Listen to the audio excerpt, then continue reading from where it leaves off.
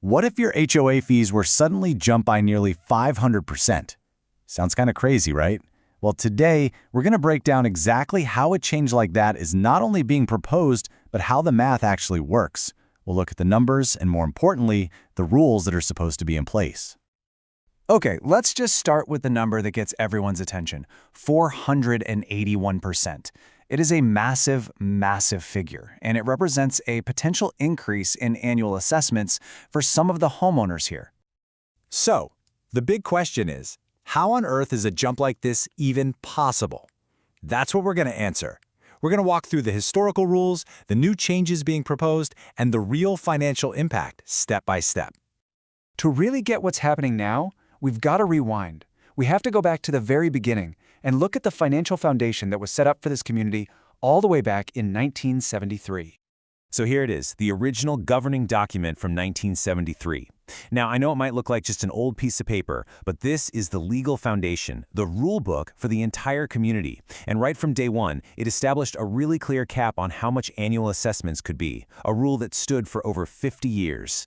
So for 53 years, the rule was simple. It was predictable. The base assessment, which started at just $20, was only allowed to grow with inflation, the consumer price index. This created a really stable and transparent financial structure for everyone, which brings that base to about $150 by 2025. Okay, this brings us to a really key concept, the assessment basis. Now, don't let the formal term fool you. It's not just the final dollar amount. Think of it more like the entire recipe for your bill. It's the how and the why behind the number. And for 53 years, that recipe was a really simple three-part structure. And here's what that recipe looked like. It was basically a service-based system. You could even call it a la carte. Everybody paid the annual dues, that's a given. But the road and snow assessments, you only paid for those if you were actually one of the homeowners using those specific services. Simple. All right, so that's the old way. Now let's fast forward to the proposed change. A letter went out from the board on January 12, 2026, and it introduced a totally different way of calculating these fees. So let's break down this new math.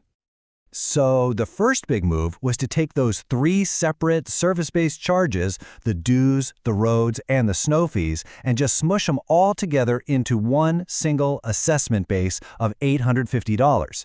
This completely changes the structure we just talked about. And this is where a huge rule from the governing documents comes into play. Article VI is crystal clear. If you want to change the entire assessment formula, the basis, you need a 2/3 vote from the members. But the sources say this major change was made just by a board vote, without getting that required approval from the homeowners. Now look at what this new base does to the inflation math. Before, the 2.7% CPI was applied only to the $150 dues, which meant a tiny $4 increase. But under the new plan, that same percentage is applied to the entire $850 base, which suddenly creates a $22 increase. This effect is what the source documents are calling ghost inflation, which is a pretty perfect name for it, right? It means some people are now paying an inflation increase on hundreds of dollars in road and snow services that they don't even use or receive, just because it's all bundled into their base now.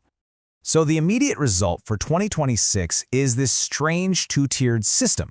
As you can see, some homeowners got a bill for $872, while others were billed just $172. And this seems to fly in the face of Article V of the Covenants, which specifically says there needs to be a single, uniform rate for everybody. So, let's put it all together.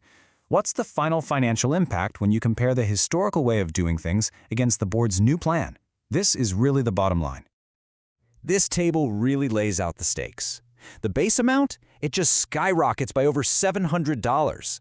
The percentage increase goes from a normal inflation adjustment to, well, a number with 3 digits. And, most critically, it highlights that a member vote is absolutely required to change the assessment basis like this. And this brings us right back to that number from the very beginning. According to the board's own letter, the plan is to equalize all the lots by 2027, and that means charging everyone the full $872. So for residents on Lone Pine Road, who historically only ever paid the $150 dues, this is that staggering 481% increase, making them pay for services they don't even receive. So what's the big takeaway here? The math seems clear. The founding documents, the rules for making changes, they seem pretty clear too. It really brings everything down to one fundamental question. When you're talking about a change this significant, who has the final authority? The board or the homeowners themselves?